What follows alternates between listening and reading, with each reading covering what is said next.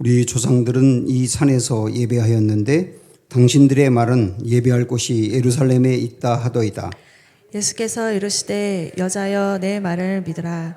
이 산에서도 말고 예루살렘에서도 말고 너희가 아버지께 예배할 때가 이르리라. 너희는 알지 못하는 것을 예배하고 우리는 아는 것을 예배하노니 이는 구원이 유대인에게서 남이라. 아버지께 참되게 예배하는 자들은 영과 진리로 예배할 때가 오나니 곧 이때라. 아버지께서는 자기에게 이렇게 예배하는 자들을 찾으시느니라. 하나님은 영이시니 예배하는 자가 영과 진리로 예배할지니라. 여자가 이르되 메시아 곧 그리스도라 하는 이가 오실 줄을 내가 아노니 그가 오시면 모든 것을 우리에게 알려주시리이다. 같이 읽습니다. 예수께서 이르시되 내게 말하는 내가 그라 하시니라. 아멘. 우리가 신앙생활하면서 가장 열심히 그리고 가장 지속적으로 하는 것이 예배죠. 예배는 우리 신앙의 중심이라고 할 수 있습니다. 예배가 살면 우리 신앙이 살고 예배가 무너지면 신앙이 무너질 수밖에 없습니다. 이렇게 중요한 게 예배거든요. 이렇게 중요한데 여기 우리 하나의 고민이 있어요. 사실 제가 우리 교회 와서 가만히 따져보니까 8년 동안 설교만 2,000번 이상 했더라고요. 예배를 열심히 참여한 분들은 예배를 정말 어마어마하게 많이 드린 겁니다. 어릴 적부터 다니신 분들은 우리가 셀 수 없을 정도로 많은 예배를 드렸죠. 근데 고민이 뭐냐면 그렇게 수많은 예배를 우리가 드림에도 불구하고 우리의 삶에 이렇게 변화가 없느냐는 문제예요. 지난주 제가 설교를 준비하면서 제 마음에 찔림으로 다가온 이 말씀을 한번 나누고 싶습니다. 이사야 말씀인데 너희가 내 앞에 보이러 오니 예배드리러 왔다는 얘기입니다. 너희가 내 앞에 예배드리러 왔는데 이것을 누가 너희에게 요구하였느냐. 그 다음에 내 마당만 밟을 뿐이니라. 예배드리러 성전에 왔는데 하나님이 보시기에 마당만 밟고 간다는 거예요. 예배는 잘 드리는 것 같은데 반복적으로 드리는데 그렇게 될 수 있다. 이런 생각을 우리가 하면서 오늘은 우리의 예배에 무엇이 문제인가? 정말 마당만 밟고 가는 예배가 아닌가? 우리가 예배를 어떻게 잘 드릴 수 있을까? 그런 문제를 요한복음 4장에 예수님과 수가성 우물가의 여인과의 대화 이야기를 통해서 살펴보려고 합니다. 지난주 우리가 들었던 말씀 잠깐 요약해 볼까요? 예수님이 사마리아 지역으로 일부러 가셨어요. 거기 한 여인을 만나기 위해서입니다. 12시에 우물가로 사람들이 보지 않는 틈에 한 여인이 물을 기르러 왔습니다. 그 여인에게 물 좀 달라고 하면서 대화가 시작되어서 예수님과 여인 사이에 여러 가지 많은 대화를 하다가 우리 예수님은 그 여인에게 이 속에 인생의 어떤 목마름이 있다는 것을 간파하거든요. 그 목마름은 남편과 연관되어 있는 겁니다. 이 사람은 남자를 만나서 그 남자에게서 자기 인생의 목마름을 해결하고 만족을 얻으려고 하는데 어떤 남자도 만족이 안 되는 거예요. 그래서 벌써 5명을 지나갔고 6번째 남자와 살고 있어요. 결국 이 여인의 문제는 뭐냐면 목마름을 해결해 줄 수 없는 우물에서 물을 파고 있는 겁니다. 아무리 마셔도 목마름을 해결할 수 없는 데서 이 목마름을 해결하려고 한다는 얘기죠. 우리 이야기를 하는 거 아닙니까? 우리 주님은 그 여인에게 내가 영원히 목마르지 않을 물을 너에게 줄까? 바로 예수님 자체가 그 목마름을 해결해 줄 수 있는 진정한 남편이 된다는 얘기거든요. 여기까지 대화가 이루어졌습니다. 이 여인에게는 그동안에 허망하게 살아왔던 삶을 끊어버리고 정말 인생이 바뀔 수 있는 결정적인 기회가 온 거예요. 그런데 참 안타깝게도 여기서 여인은 얼른 예수님과의 대화에 화제를 돌려버립니다. 20절 보시면 우리 조상들은 이 산에서 예배하였는데 이렇게 하면서 예배 문제로 갑자기 남편 얘기가 나왔다가 화제를 돌려요. 그 말은 뭐냐면 나 남편 얘기 더 이상 하고 싶지 않아요. 나에게 불편한 진실이거든요. 내 속에 담겨준 이야기를 왜 당신이 꺼내세요? 그 얘기 더 이상 하지 마세요. 이렇게 딱 저항을 하는 겁니다. 우리 예수님이 볼 때는 지금 이 여인의 근본적인 문제, 인생이 행복하지 않은 이유가 이 남편과 연관돼 있어서 이 문제를 더 파고 들어가서 결국 이 문제가 해결되어야 인생의 문제가 해결되는데 여인은 거기서 딱 마음을 닫고 그만요. 여기까지요. 더 이상 하지 마세요. 그러면서 화제를 돌려버렸단 말이죠. 사도행전에 보면 비슷한 경험을 했는데 반응이 다른 두 사건이 있었어요. 첫 번째, 사도행전 2장에 보면 베드로가 유대인들에게 설교합니다. 설교의 요점은 당신들이 예수님을 십자가에 못 박았다라고 하는 얘기입니다. 그 이야기를 듣고 성경에 보니까 사람들이 마음이 찔렸다 그랬어요. 마음이 찔렸다. 근데 마음이 찔리고 난 다음에 어떤 반응을 보이느냐면 베드로에게 그럽니다. 우리가 어떻게 하면 좋지요? 마음이 찔리고 난 다음에 우리가 어떻게 하면 좋지요? 이렇게 나가는 거예요. 그때 베드로가 구원받을 수 있는 길과 예수님 만날 수 있는 길과 인생이 바뀔 수 있는 길을 제시해요. 그 사람들은 정말 인생이 달라졌거든요. 그런데 사도행전 7장에 보면 스데반이 유대인들에게 또 설교합니다. 역시 똑같이 설교의 요점은 이거예요. 당신들이 예수님을 십자가에 못 박았다. 근데 그 설교를 들은 유대인들이 똑같이 마음이 찔렸다 그랬어요. 마음이 찔렸다. 근데 그 다음에 어떻게 반응이 되느냐 하면 마음이 찔리고 난 다음에 스데반에게 돌을 던집니다. 마음이 찔리고 난 다음에 변화되어 새로운 길로 가는 사람이 있는가 하면 마음이 찔리고 난 다음에 더 악해져 가지고 더 나쁜 길로 가는 사람도 있더라는 거예요. 예수님이 이 사마리아 여인을 일부러 찾아가셨거든요.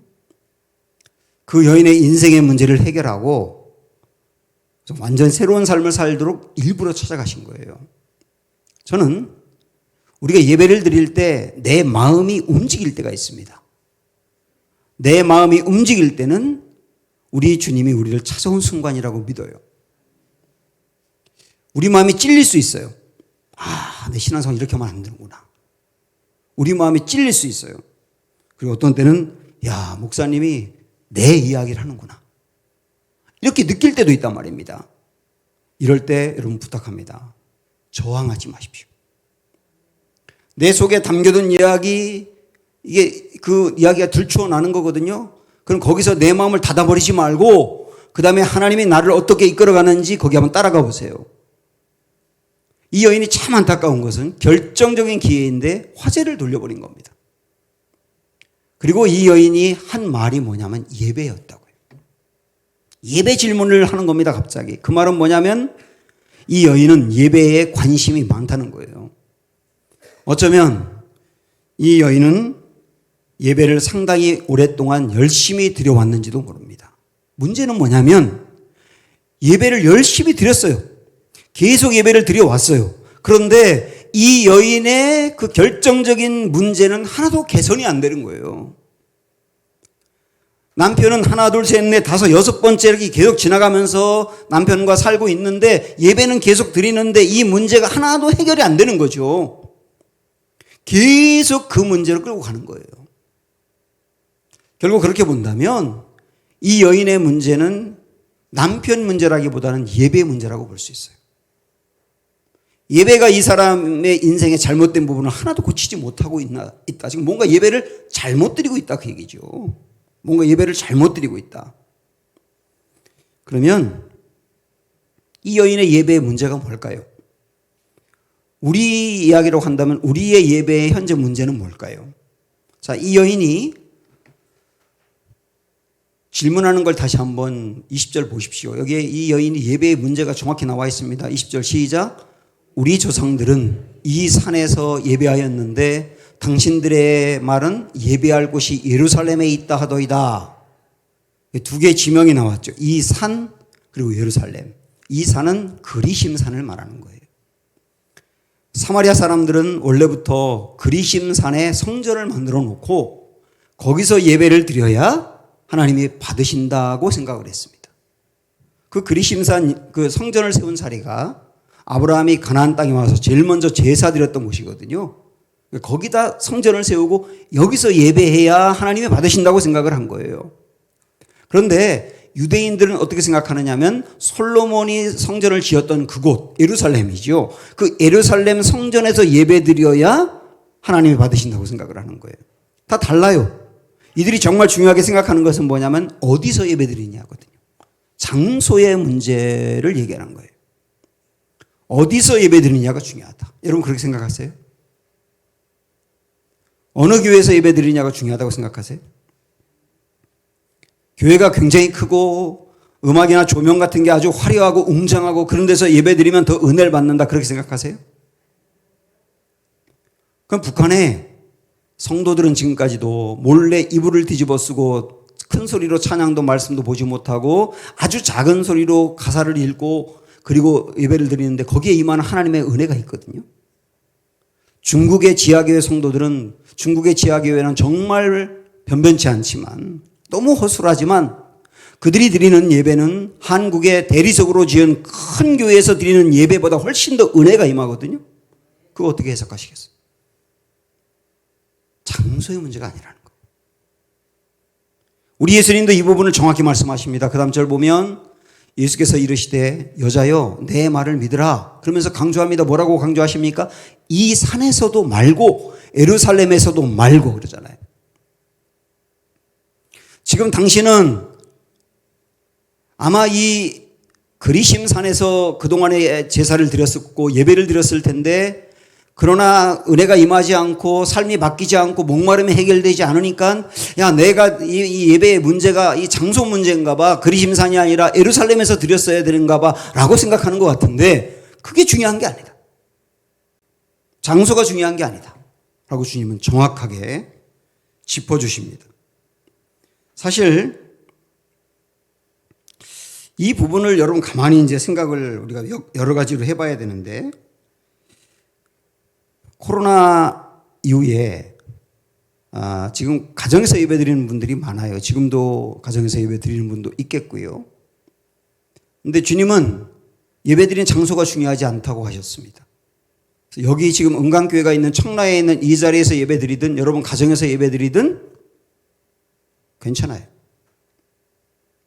그런데 이건 생각을 하셔야 돼요.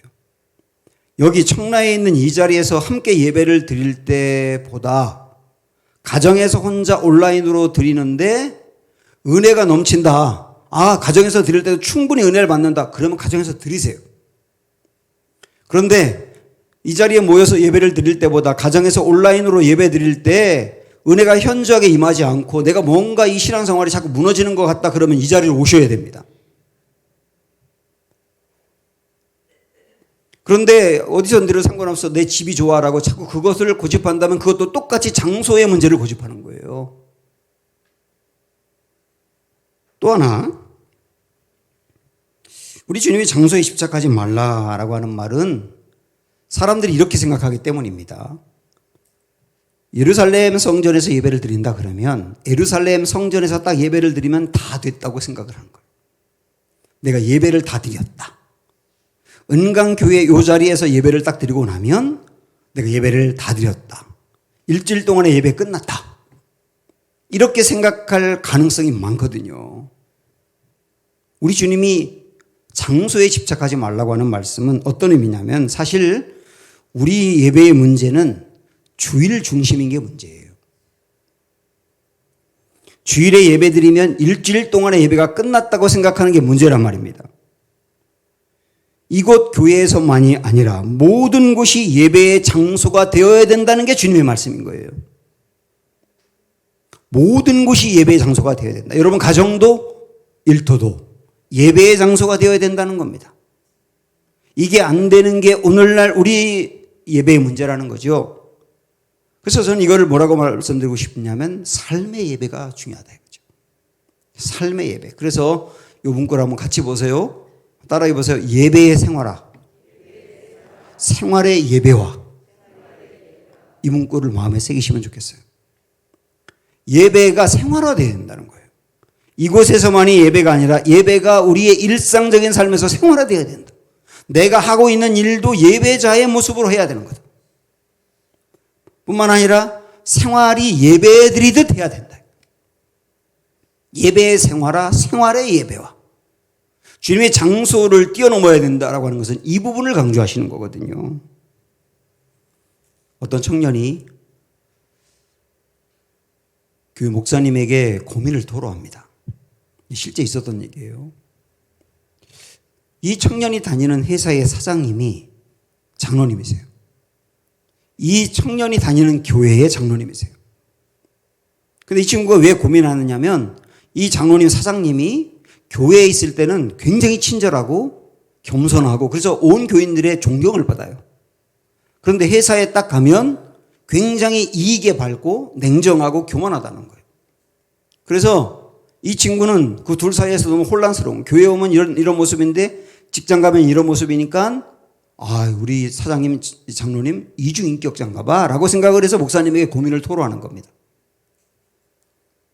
그 고민에 대해서 목사님이 대답한 걸 잘 한번 들어보십시오. 그 장로님은 교회에서도 진실되고 회사에서도 진실된 겁니다. 무슨 말씀인지 모르겠죠. 교회에서는 장로님으로서 그렇게 하는 게 옳다고 생각하는 것이고 회사에 가면 또 그렇게 하는 게 옳다고 생각하는 거예요. 그래서 이 장로님의 문제는 신앙의 문제가 아니라 신학의 문제다라고 이야기했습니다. 무슨 말이냐면 신학의 문제라고 하는 말은 생각이 잘못됐다는 거예요. 이분은 정말로 교회에서는 겸손해야 되고 친절해야 되고 온유해야 되고 그렇게 생각을 하고 계세요. 그렇게 하세요. 진실되게 그렇게 하세요. 그런데 이분의 생각은 또 어떠냐면 교회를 떠나서 직장으로 가면 거기는 논리가 다르니까 거기에서는 돈을 많이 벌기 위해서 이익에 밝아야 되고 그다음에 밑에 사람들을 다스리기 위해서 냉정해야 되고 교만해도 된다고 생각을 하는 거예요. 이분은 꾸며서 그러는 게 아니에요. 실제 여기서와 여기서의 삶이 달라야 된다고 생각을 하는 겁니다. 그래서 신학의 문제라고 보는 거예요. 어떤 신학의 문제냐면 예배 신학의 문제인 거예요. 주일 신학의 문제인 거예요. 주일과 예배에 대해서 잘못 세팅이 돼 있다 그 말이에요. 좀 더 구체적으로 말씀드리면 이분은 주일은 거룩한 날이고 월요일부터 토요일은 그렇지 않다고 생각을 하고 있는 겁니다. 또 교회에서의 일은 하나님의 일이지만 세상에서의 일은 세속적인 일이라고 생각을 하는 거예요. 또 하나 교회에서의 예배는 하나님께 드리는 시간이지만 세상의 일은 예배라고 여기지 않는 겁니다. 이렇게 인식이 이원론적으로 딱 나눠져 있는 거죠. 장소에 집착하는 예배가 그럴 수 있다는 겁니다. 지금 이 사마리아 여인도 성전에서 드리는 예배, 어느 성전에서 드리느냐, 성전에서 드리는 그 장소에서 드리는 예배만 예배라고 여기다 보니 실제 이 여인의 매일매일의 삶을 예배라고 전혀 생각을 못하는 거예요. 그러다 보니까 이 여인의 삶에 심각한 문제가 있는데 전혀 개선이 안 되는 거죠.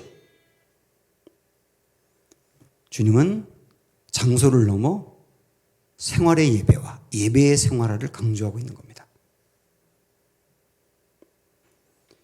예수님은 장소에 집착하고 있는 이 여인에게 그게 아니다라고 알려준 다음에 장소보다 훨씬 중요한 게 예배 대상이라고 말씀하세요.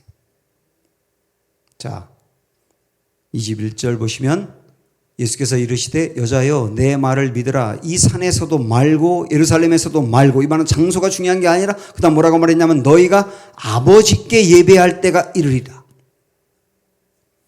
예배의 중요한 부분은 내가 예배 드리는 대상이 하나님이어야 한다는 거예요. 대상이 중요하다는 거예요.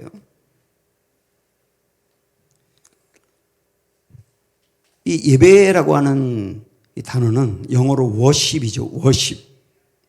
근데 이 worship이 그 영어 단어 worth라고 하는 가치라고 하는 말에서 온 건 여러분 아시죠? 그래서 예배라고 하는 게 뭐냐면 그 밑에 한번 읽어보실까요? 예배는 내가 가장 가치 있게 여기는 대상에게 존경을 표하는 행위예요. 이게 예배예요. 내가 가장 가치 있게 여기는 대상에게 존경을 표하는 거예요. 그래서 타 종교인들은 하나님이 아닌 다른 대상이 가장 가치가 있는 거니까 거기 예배 드리는 거고, 이것도 저것도 믿지 않는 무신론자들은 예배를 안 드리냐? 아니요. 그들도 예배를 드립니다. 누구에게 예배를 드리냐면 자기 자신에게. 자기 자신이 가장 가치 있는 사람이기 때문에 자기 자신을 숭배하는 게 그들의 예배인 거예요. 우리는 예배 대상이 정확하게 하나님입니다. 여러분 이거 예배 드릴 때 꼭 인식하세요. 내가 지금 하나님께 예배 드리고 있다. 이 생각을 가지셔야 되는 거거든요. 근데 하나님이 예배의 대상이라고 하는 말은 다르게 말하면 내가 예배의 대상이 아니라는 얘기예요. 내가 예배의 대상이 아니라고요. 우리 예배 대상은 하나님이죠. 내가 예배의 대상이 되면 어떻게 되느냐면 예배를 자기 만족을 위해서 드려요. 그리고 자기 기분을 위해서 드려요. 내가 이 예배를 와서 내가 오늘 예배에 와서 평안해야지, 위로받아야지, 만족 얻어야지, 내가 갖고 있는 문제 해결해야지, 어떤 자기가 가지고 있는 것을 해결하는 차원으로 예배를 드릴 수 있단 말입니다. 당연히 주님 해결해 줍니다. 근데 이거는 내가 거기에 초점을 두고 예배 드릴 때가 아니에요. 내가 대상을 하나님으로 정확히 놓고 예배 드릴 때 하나님에게서 흘러오는 것들이 이런 것들을 해결해 가는 거거든요. 내 기분에 좌우되는 예배를 드리시면 안 됩니다. 내가 기분이 지금 좋다고 예배 열심히 드리고 기분 상한다고 교회 가기 싫어 안 드리고, 이건 여러분이 대상을 여러분 자신으로 삼는 거예요. 예배 절대 빼먹지 마십시오. 내 기분에 따라 오고 말고 그거 결정할 거 아니에요. 예배의 대상은 하나님이다. 내가 아니다. 정확히 하셔야 되는 겁니다. 도스토옙스키가 이런 말을 했거든요. 예배를 드릴 때 예배를 드리는 것은 마치 연극의 그 극장 같은데, 연극의 극장을 보면 앞에 배우들이 있고 청중이 있지 않습니까? 자, 우리 교회에서 지금 예배 드리는 게 일종의 그런 일들이라고 한다면, 여기서 설교하는 저나 찬양대, 찬양단, 대표기도하는 그런 분들은 배우고, 그 다음에 여기 앉아있는 여러분들은 청중입니까? 그래서 여기서 찬양대가 찬양할 때, 찬양단이 찬양할 때 앞에 계신 여러분들을 의식하고 여러분들에게 뭔가 이렇게 인정받고 그러기 위해서 부르고 있습니까? 그러면 우리 예배 잘못된 거예요. 분명히 하십시오. 예배를 드리는 사람은 설교하는 사람이든 찬양하는 사람이든 대표기도하는 사람이든 누구든 다 상관없이 앉아있는 여러분까지 포함해서 모두 다 배우예요. 배우. 그리고 청중은 오직 한 분 하나님밖에 없는 거예요. 그래서 이 자리에 앉아서 여러분 예배 드리실 때도 내가 배우로서 하나님 앞에서 내가 배우로서 있다. 그 청중이신 하나님 앞에 있다고 생각하고 예배를 드리십시오. 그게 대상을 정확히 하나님으로 두는 거거든요. 여러분 이것만 생각해도 우리 예배 태도 엄청 달라질 거요. 예배 시간에 핸드폰 보면서 그거 보고 게임하고 그러지 못할 거요. 예배 절대로 소홀히 못 드릴 거요. 대상이 하나님인데 내가 배운데.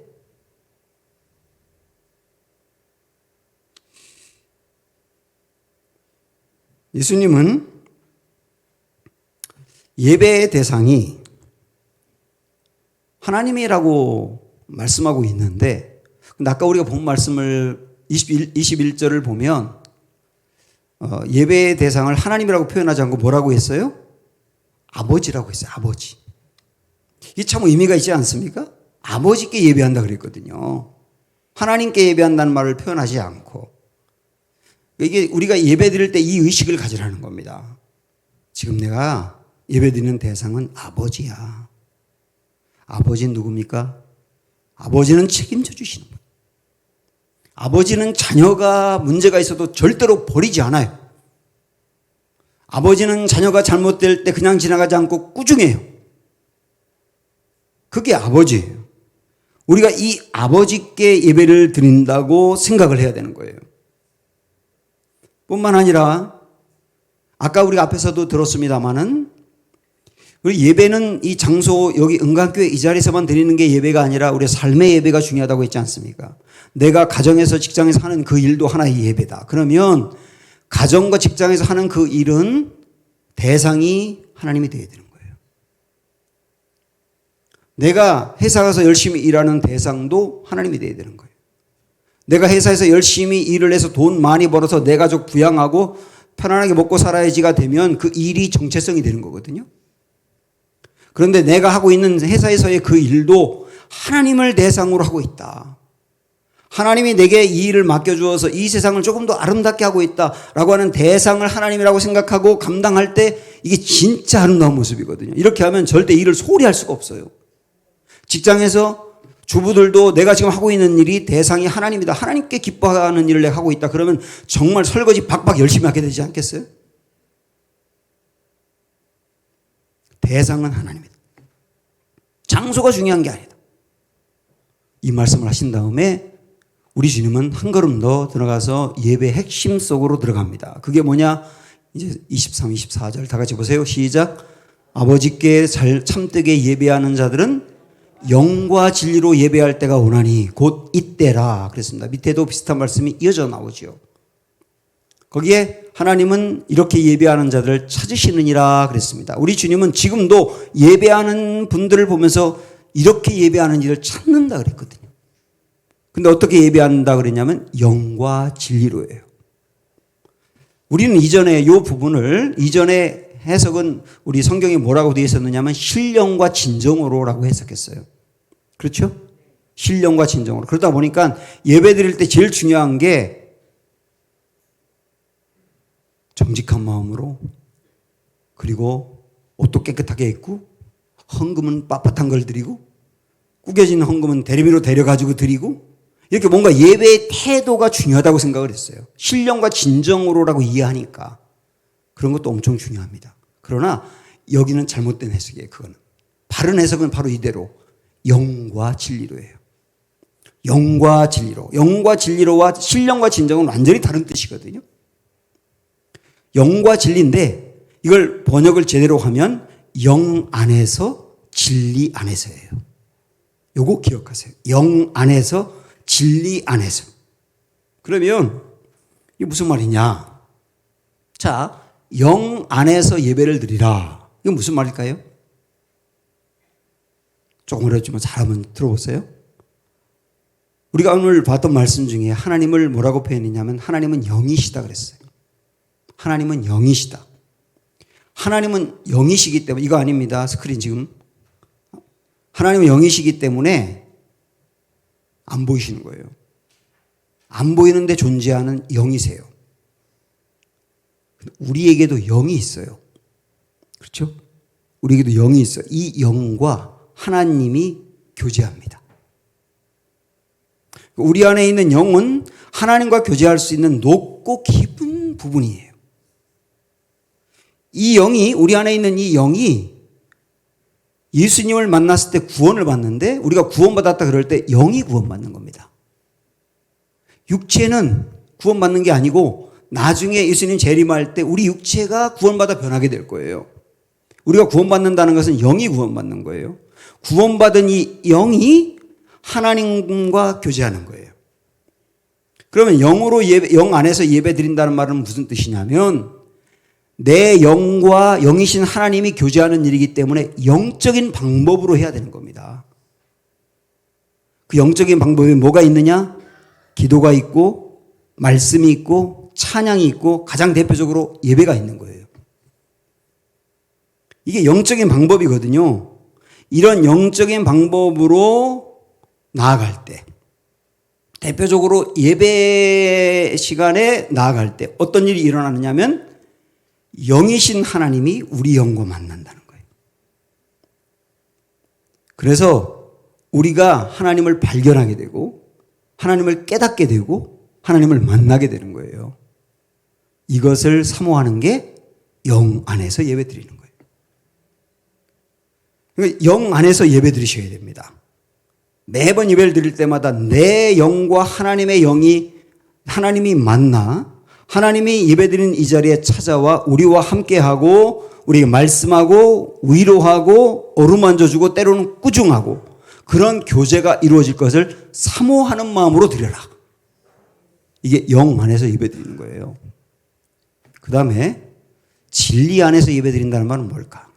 진리는 헬라어로 알레테이아라고 하는 단어를 쓰고 있는데 이 알레테이아는 참, 실체 이런 뜻입니다. 이거 반대말은 모형, 그림자 이런 거거든요. 그러니까 진리 안에서 예배드린다는 말이 무슨 뜻이냐. 예를 들어보겠습니다. 구약의 이스라엘 백성들은 예배를 드릴 때 자기들의 죄를 사하기 위해서 양이 대신 죽었어요. 양이 대신 죽어서 죄 사함 받은 것을 알았습니다. 그렇죠? 그런데 그 양은 죄 사함을 받게 하는 모형입니다. 모형. 그 말은 뭐냐면 앞으로 실제 우리의 죄를 사는 실체가 있다는 거예요. 그 실체가 누구예요? 예수님이죠. 그래서 실체가 나타나면 모형은 의미가 없는 거예요. 근데 지금 사마리아 이 우물가의 여인은 예배를 드렸는데 그동안에 어떤 식으로 예배를 드렸냐면 구약적인 방법으로 계속 그렇게 드리는 거예요. 양을 잡아다 드리고 양의 피를 뿌리고 양이 죽었을 때 내 죄 사함 받은 것을 알고 그런 식으로 예배를 드렸는데 우리 예수님이 말씀하시는 게 뭐냐면 이제 모형은 지나갔고 실체가 왔다. 내 앞에 있다 이거예요. 실체이신 그리스도가 너를 위해서 십자가에서 대신 죽어 너의 대속을 이룰 거야. 내 죄를 속하게 될 거야.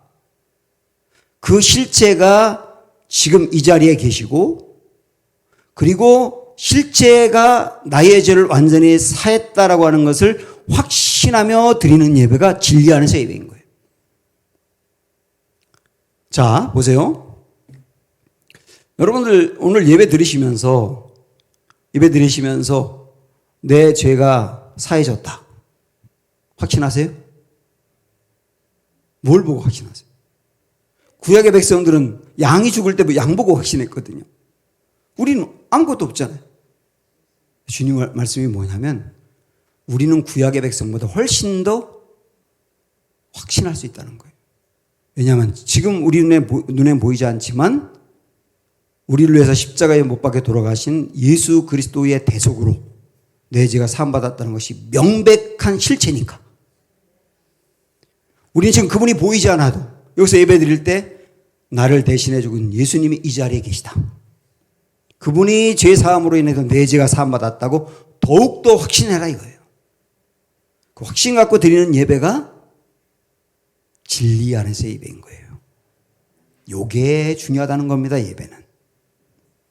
그러니까 어떤 막연한 예배가 아니라 실제 예수님이 여기 계셔서 나를 제사하시고 나를 대신해 들어가신 예수님이 나봐. 나 여기 있잖아. 내가 너희를 위해서 이렇게 못 박혀 죽었잖아. 너희 죄가 사함받은 거야. 보여주듯 우리 믿음의 눈으로 그걸 바라보면서 내 죄가 사함받은 걸 확신하고 그 주님 바라보는 게 예배다. 진리 안에서 예배다. 이렇게 이해하시면 되는 거예요. 예수님은 이 여인에게 이렇게 예배는 장소가 중요한 게 아니라 대상이 중요하다. 그리고 영 안에서 진리 안에서 예배드리는 게 중요하다라고 말씀하면서 봐. 내 앞에 내가 있잖아. 네 앞에 있잖아. 너 그랬잖아. 내가 영과 진리로 예배할 때가 오나니 곧 이때라고 했잖아. 지금이 바로 내가 예배할 때야. 내 앞에 그 실체가 와 있어. 이렇게 알려준 거거든요. 그러니까 지금 나를 만나서 너의 이제 영혼의 목마름이 해결됐으면 좋겠다. 이러는 거예요. 그런데 이 여인이 25절에 보니까 엉뚱한 말을 합니다. 보세요. 여자가 이르되 메시아 곧 그리스도라 하는 이가 오실 줄을 내가 아노니 그가 오시면 모든 것을 우리에게 일러주시리이다. 아니 분명히 그 앞에 그리스도가 진리신 그리스도가 와서 지금 예배하면 돼. 내가 너를 그렇게 건져내기 위해서 왔어. 그러는데 당신 말고요. 또 다른 누구 없어요? 이러는 거예요. 또 누구 없어요? 다른 분 누구 없어요? 이 여인은 지금 계속 남편에게서 목마름을 해결하려고 하고 있지 않습니까? 예수님이 아닌 다른 대상에게서 뭔가 목마름을 해결하려고 찾고 있는데 지금 또 그러는 거예요. 예수님이 바로 눈앞에 있는데도. 우리가 예배를 드리면서 우리의 이 자리에 지금 계신 예수님, 나를 위해서 대속해 주신 예수님, 그 예수님 만나면 정말 우리의 영혼은 살거든요. 우리 다시 일어날 수 있거든요. 우리 목마름 해결할 수 있거든요. 근데 주님이 이 자리에 지금 계시면서 우리에게 나를 봐. 나를 예배하면 돼. 나를 만나면 돼. 그러는데 예수님 말고도 다른 거예요. 예수님 말고요. 다른 게 그게 있어야 내가 구원을 받아요. 그게 있어야 내 만족해요. 또다시 그걸 찾고 있지 않느냐는 거예요. 우리 예수님이 그래서 마지막으로 정확하게 종교를 내립니다. 26절. 예수께서 이르시되 내게 말하는 내가 그라. 내가 그라. 여인에게 그러는 거예요. 너의 영혼의 만족과 영혼의 목마름을 해결할 줄 바로 그가 나야. 나 말고 다른 대상이 아니라 나를 만나. 예배 드릴 때 나를 만날 수 있어. 오늘 우리에게도 그러는 거예요. 다른 어떤 것으로 만족을 얻으려 하지 말고 그것은 우리를 또 목마르게 하니까 바로 예수님, 이 자리에서 우리를 만나기 위해서 오신 예수님, 예배를 통하여 그분 만나라. 그러면 우리 영혼 산다. 예배 때마다 그걸 기억해라. 말씀하시는 거예요. 내가 그다. 그럼 이 말씀 붙들고 나가셔야 됩니다. 함께 찬양할까요?